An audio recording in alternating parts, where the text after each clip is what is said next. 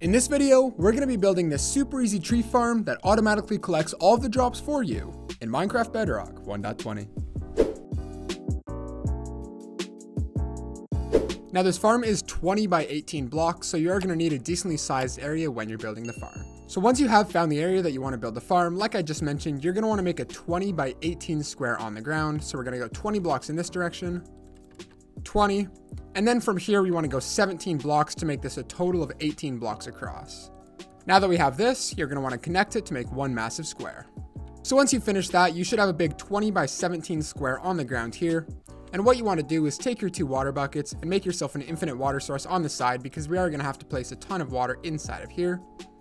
And now what you want to do is on either of the longer sides, the 20 sides, not the 17, whichever one of the sides you want, you're going to want to take one piece of water and place it on every single side here. And if it's done correctly, it should flow to about the halfway mark, just like this. And now what you want to do is break this layer of blocks right here so the water falls down, and then also break all of that first layer of blocks all the way across, so the water should flow perfectly and stop right at this block right here. So once it's done, you should see that the water, like I mentioned, flows and then stops one block to the side just like this. Now if something isn't working, or if you just want to make sure that this works before you actually build it, you can download this world. It's the first link in the description. Let's get back into the video. Now what you want to do is come to this row of blocks here and break it down one more and go all the way across with it just like this. And now you want to decide which side you want the chest to be on. I want the chest to be over here, so I'm going to go to the opposite side and place a bucket of water right down there.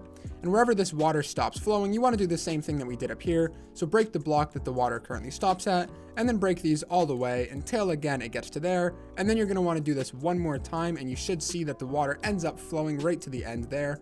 So how this works is we're going to have a platform right in the middle. All of the saplings, sticks, and wood, all of the items are going to fall into the water, be pushed all the way down here, and then go into a chest at the bottom right here. So now what you want to do is come down to this area and just temporarily block off this water.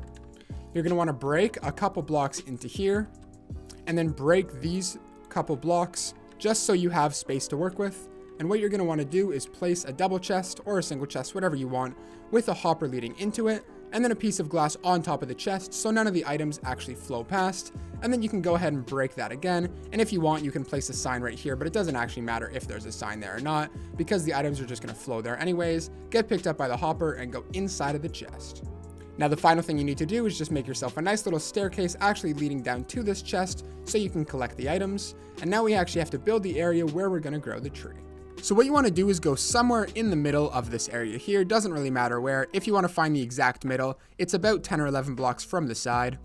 You're going to want to go straight in here, and on the lower part you want to build up 5. So 1, 2, 3, 4, 5, and then break the bottom 2 blocks so that there's no gap in the water there. It does fill in.